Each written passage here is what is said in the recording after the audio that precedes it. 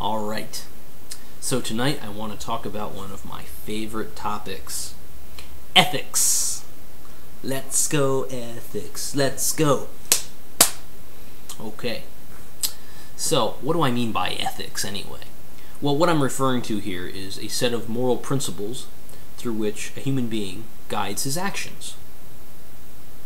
Ethics are about relationships, because they really only pertain to one person interacting with other people. And now ethics only makes sense in the universe of free will. We can talk about free will versus determinism another time, but for now I'm going to assume that you accept that human beings do in fact make choices and that they are responsible for those choices. Okay, so it would be totally mad for us to condemn the Earth for inflicting earthquakes, volcanoes, and hurricanes on a population, right? Because they're just causal. There's no choice. It's not like there's some evil demon who is inflicting it on people. These things just happen based on cause and effect. But human beings are capable of making choices, and they may make choices that are good, or they may make choices that are bad. And ethics deals with, well, how do we determine, what's good and what's bad? Alright, so let's get down to the meat and potatoes of it all.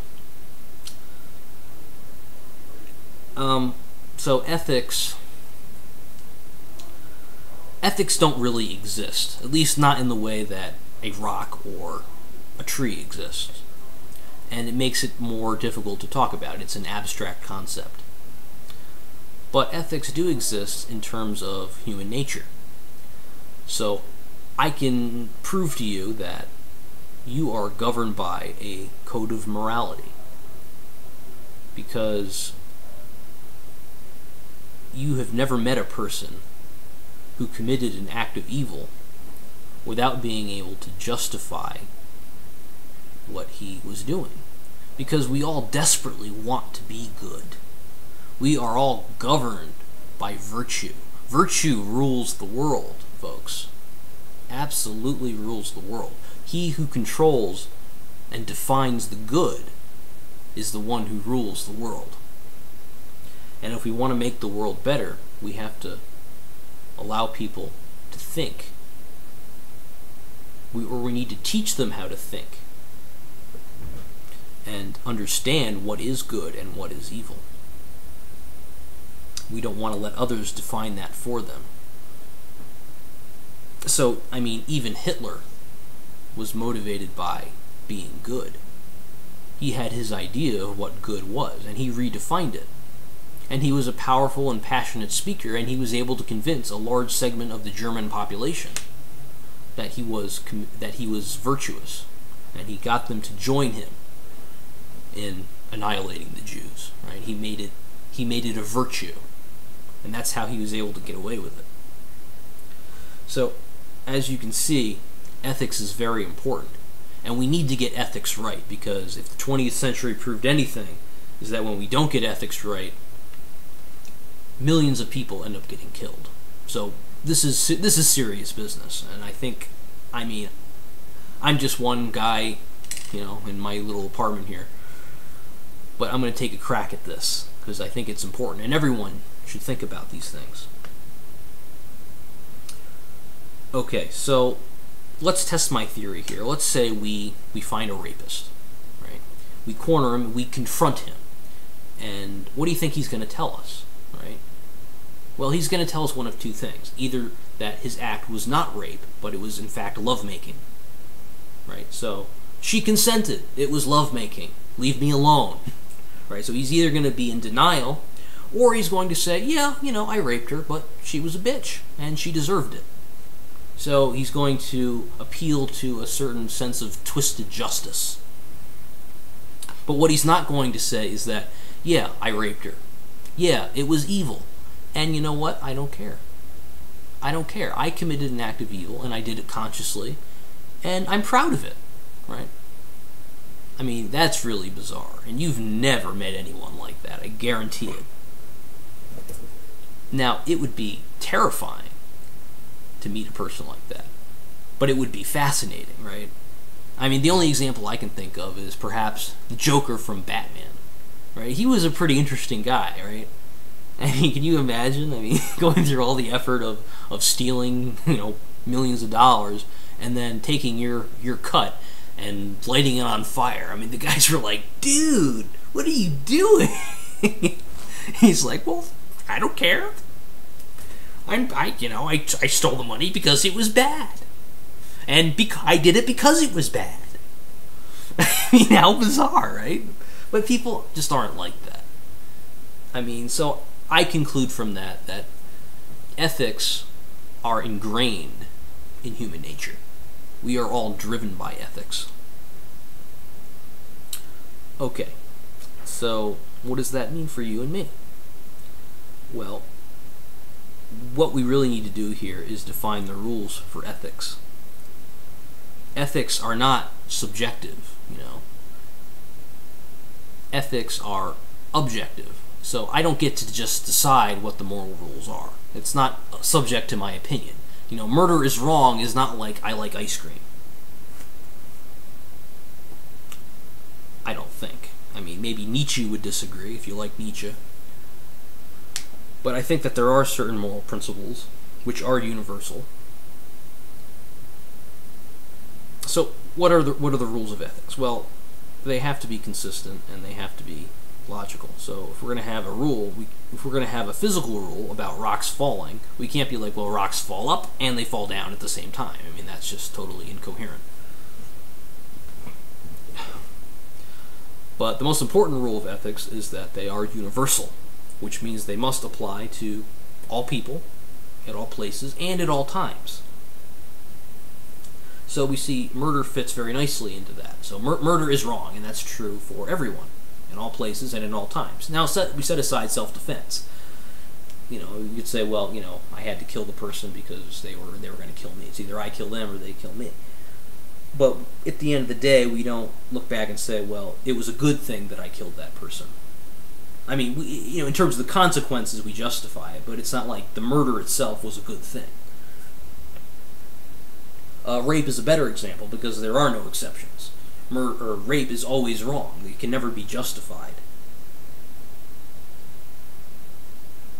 So you see, those are very good moral rules, or at least they meet the test of universality. But then when I start talking to Catholics or Christians, I guess, they put forth different kinds of moral rules, like you must help the poor.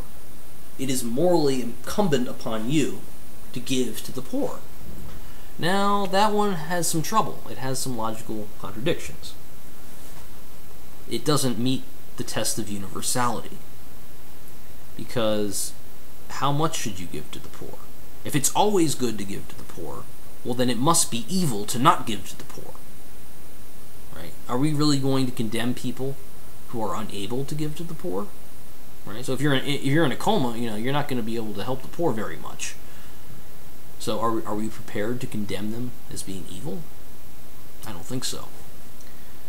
But let's take the most saintly of saints, who spend 20 hours a day in Africa, feeding the sick, clothing the naked, and all that good stuff. Sometimes those people have to take a break, right? We're just human beings. We have to take breaks.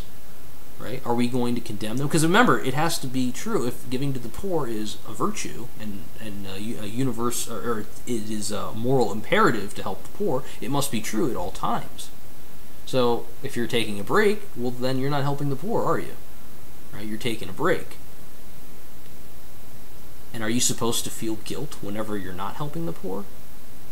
I mean, don't you see? I mean, it doesn't really work, does it? Now, I mean, helping the poor is wonderful. It's great. I have no problem whatsoever with people that want to help the poor. But it doesn't change the fact that it's a subjective thing. You help the poor to the extent that you want to help the poor. Right? But you don't have to help the poor. You don't have to help the poor because you don't even have to get out of bed in the morning. Right? If you want to sleep until 10 o'clock, there's nothing wrong with that. It has no moral content. Now let's take a different example. So let's say that you have a child, and you are responsible for that child. You chose to bring that child into the world. are you not responsible to feed that child? Well, I think that's a little different because it is a choice. You did choose to take on that obligation, right? In a way that, you didn't choose. You or me never chose to inflict poverty on the world, right? We were just born, and poverty just happened to afflict itself on, billions of the world's population. But I'm not responsible for that. It's not my fault that there are so many poor people in the world. I don't owe them anything. I mean, it's nice that I want to help them, but that's totally up to me. There's no such thing as this moral duty. I don't have to help the poor. And I think it's an error when, the Catholic Church tries to inflict this moral duty on people to help the poor. Because, it's good. It's nice. We like people that want to help the poor, but it's not a moral imperative. And I think it's kind of a mistake, because do you really want people to help the poor that only do so out of a sense of moral duty? I mean, they're not going to bring passion and energy to it. They're just going to grudgingly get up and, I'm just going to do my duty, I mean, those people are toxic. I mean, if you work in the free market, you don't want to hire someone like that are just working, I guess they're paying me, so, I guess I should do some work today. No, you don't want a person like that. You want a person that's excited to get up in the morning. I can't wait to go to work today, and I want to do a good job. And, if I get paid, great. I like to get paid for what I do, but I really like what I do. I mean, those are the kind of people that you want to hire. You don't want people that, are bound by moral duty to do their job. It's not, you don't want that, right? I mean, I'm not a moral relativist. I think morality has its place.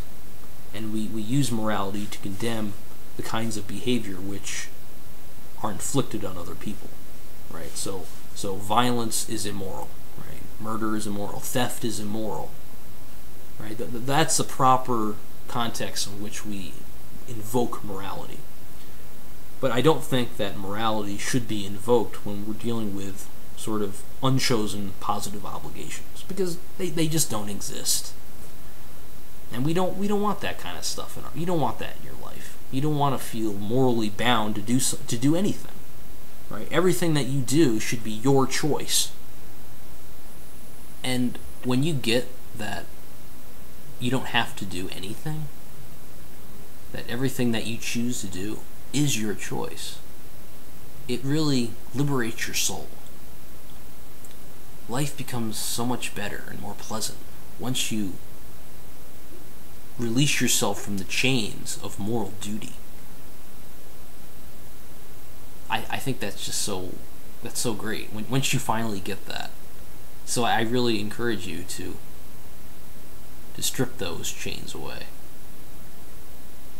Anyway, that's, my brief introduction to ethics, and I welcome any comments or questions, and I will talk to you again soon. Thank you.